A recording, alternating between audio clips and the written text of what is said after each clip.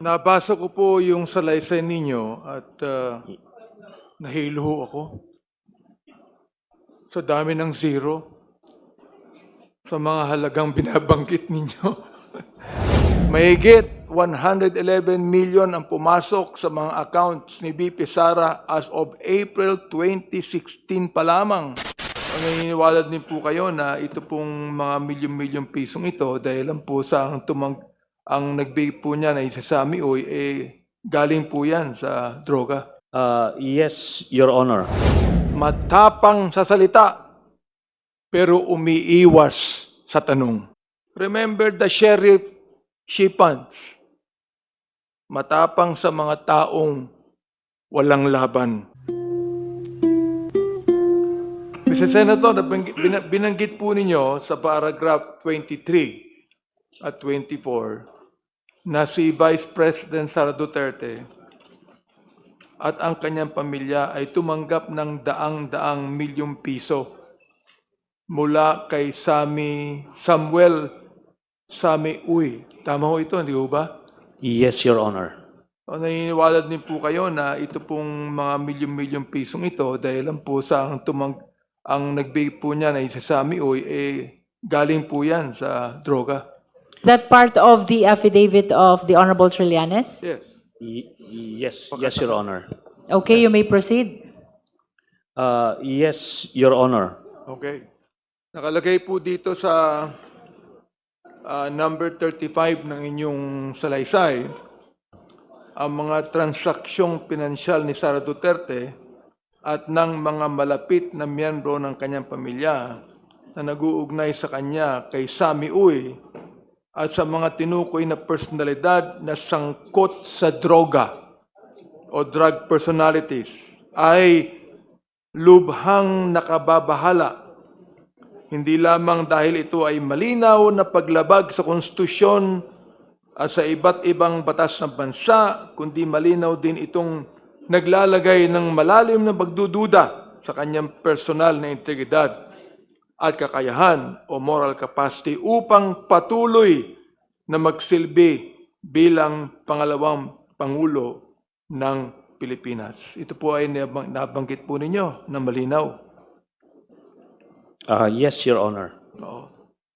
Now, ang sabi rin po dito, sinabi rin po ninyo na may mga payouts nakalagay na pumasok po sa bank account ni VP Sara na nagkakahalaga ng mahigit 22 million mula kay Sami Uy. Tama ho ba yun?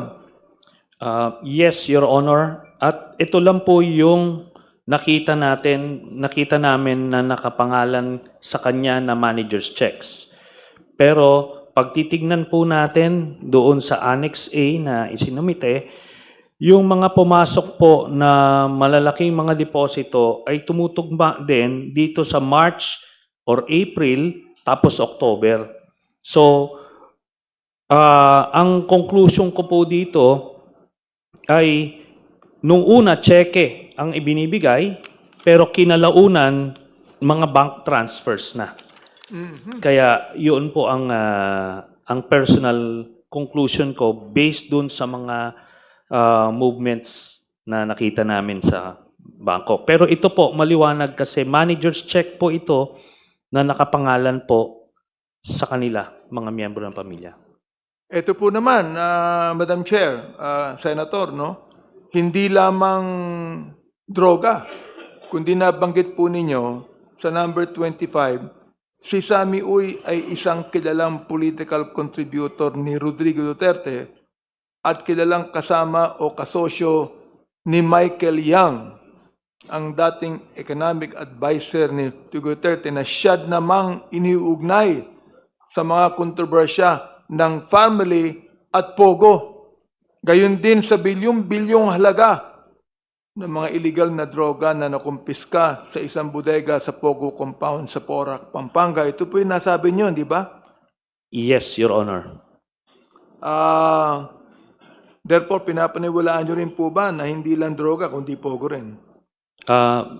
I believe so, Your Honor, kasi nag-diversify yung kanilang partnership nung COVID, nung malaking kinikita dun sa COVID, pati yung COVID, pinagkakitaan nila through the family. Tapos nung yung Pogo, ano rin, windfall din ng pasok, nag-diversify din yung grupo nila, Sami Uy, Michael Yang, sa Pogo rin po, Your Honor.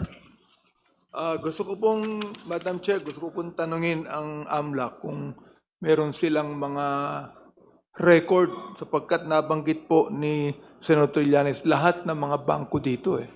So I would like to find out, maaaring paulit-ulit po ang mga katanungang ito pero ito po yung napakahalagang malaman ng taong bayan. I'd like to find out from AMLAC kung natanggap ho nila lahat ang mga bank records na ito na binanggit po ni Senator Trillanes. Honorable Abante, please be reminded that the subject matter of our subpoena for AMLA are not bank records, but AMLA report Yeah. on covered and suspicious transactions. I stand corrected, Madam Chair. Pero yun po yung katanungan ko, baka mayroon pong covered o suspicious transaction dyan sapagkat napakalaki po ng halaga na sinabi ni Senator Trillanes na ibinigay po ni Sami Uy at ibinangko. Gusto ko rin pong malaman kung ito pong lahat ay nasa pangalan ni Vice President Sara. That is a question for AMLC, Honorable Abante. Unang-una po ay AMLC, yung mga bank transactions. Pangalawa po yung kay Senator Trillanes. The answer of the AMLC should be limited to what appears only in the report. Madam Chair, may I confirm whose transactions are we referring to? Because as part of the subpoena, we are only limited to disclose transactions of Vice President and her spouse. So for any other transactions, we are not, well, we don't have it with us and we cannot even disclose it because it's not part of the subpoena, Madam Chair. We defer to AMLC on that. The inquiries with the AMLC should be limited to the Madam subject Chair. matter of the subpoena. I am not fully convinced with the answer of the AMLAC on this. Yes, Honorable I would Abante, like to be but very much convinced on this, Madam Chair, because it is a serious talk. This is an impeachment complaint, Madam Chair. And we're not trying to make the Vice President guilty, but we are establishing probable cause in all of these proceedings, Madam Chair. can So, you make gusto ko your lang question sabihin, for I'm just- AMLC specific? Yes, gusto ko lang sabihin na hindi ako masyadong kumbinsido sa binabanggit ng AMLAC ngayon. Yun lang po ang gusto sabihin. Okay. Pangalawa, yung pong tanong ko kanina kay Senator Trillanes. Opo. So, ito pong, nung pinofile namin itong si Sami Uy, talagang siya ang tagabigay. During the time ni Duterte, we have informants na nagsasabi na si Sami Uy ang tagabigay talaga doon sa mga anak. Yung mga kinikita nila Michael Yang, so merong sosyo, may dividendo po. Yung bukod sa mga na-record sa banking system, meron din pong cash. So mabigat po yung naging partnership nila.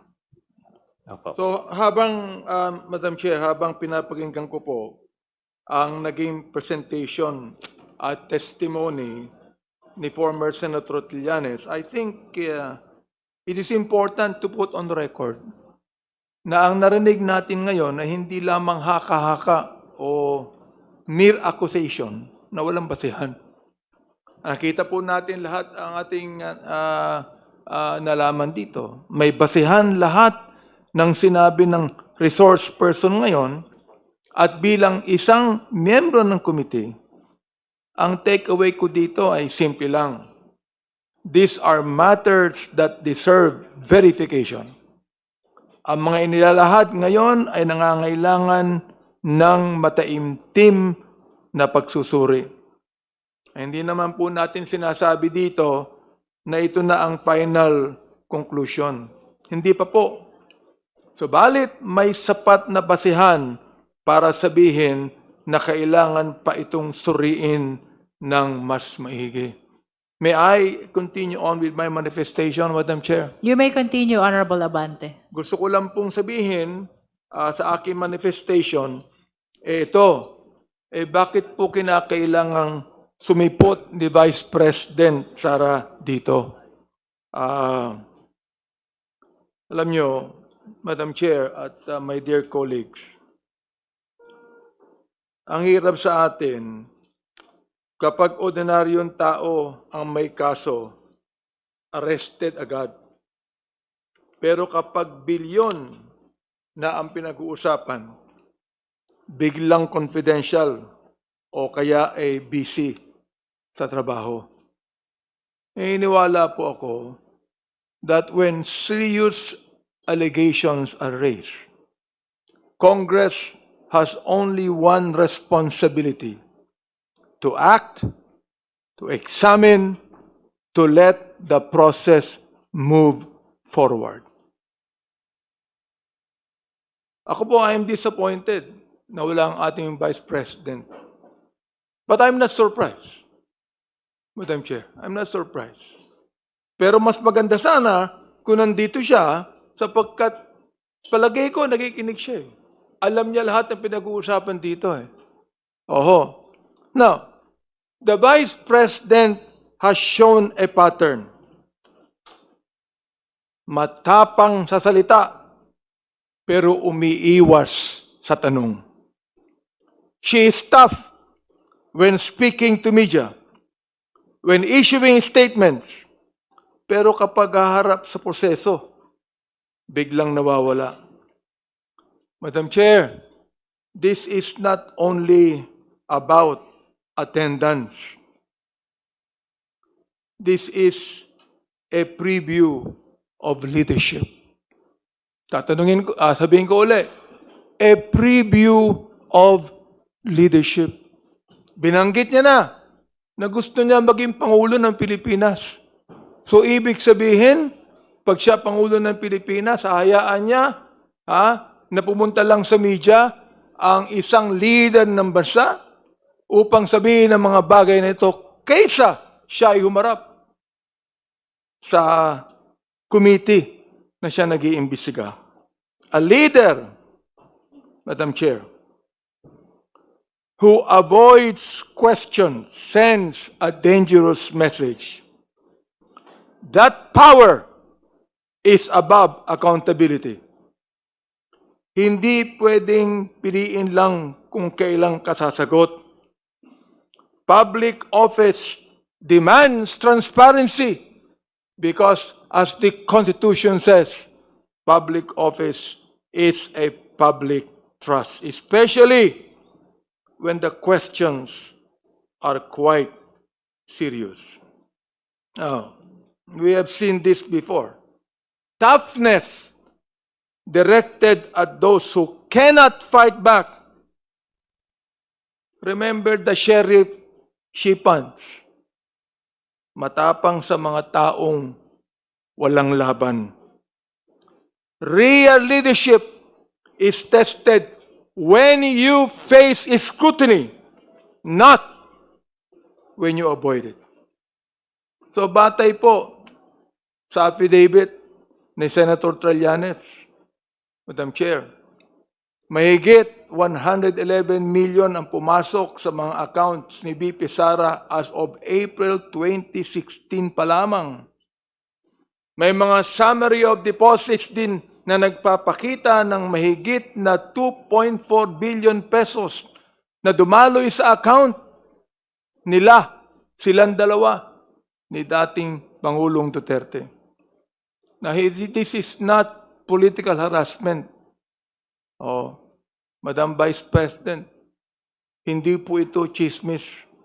Ito ay mga bank records na sinasabing similar sa hawak ng AMLC. Kapag mali ang computation ng Senator Trillanes, sana pumunta po kayo rito, Madam Vice President, upang i-correct niyo kami. the simple life image, Madam Chair. Sinasabi ninyo, Madam Vice President, na simple lamang ang buhay nyo. Pero ang dami nyong abogado. Oh. Pero paano naging simple ang buhay kung may daang-daang milyong pisong payout mula sa isang tao na iniuugnay sa droga at sa pogo? Transparency is a must, Madam Chair. Ang sabi nga po, na sinabi ko na nung una kong manifestation dito, 2 konstitusyon na pinapaniwalaan ko. Ang Konstitusyon ng Republika ng Pilipinas at ang Biblical Constitution na ang sabi, the truth shall set you free. Pero sa Kongreso, ang truth ay makikita lamang kung sasagot ka sa tanong. Oo. You are the second official of this land.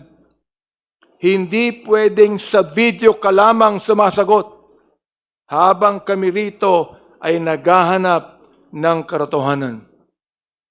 Madam Chairwoman, it is high time for Vice President Sara to face these allegations of ill-gotten and hidden wealth. Ill-gotten and hidden wealth. Ayaw kong maniwala sana rito. But if the Vice President will appear here and explain all of these allegations, then we will be able to find out the real truth of the matter. Show us your SALN.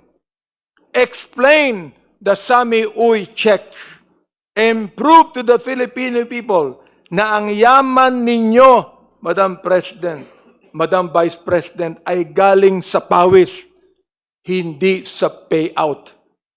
Huwag po tayong magtago sa sayaw ng tinatawag nating confidentiality. Yan lamang po ang aking manifestation, Madam Chair. Salamat. The committee notes the manifestation of the Honorable Madam Chair. Abante.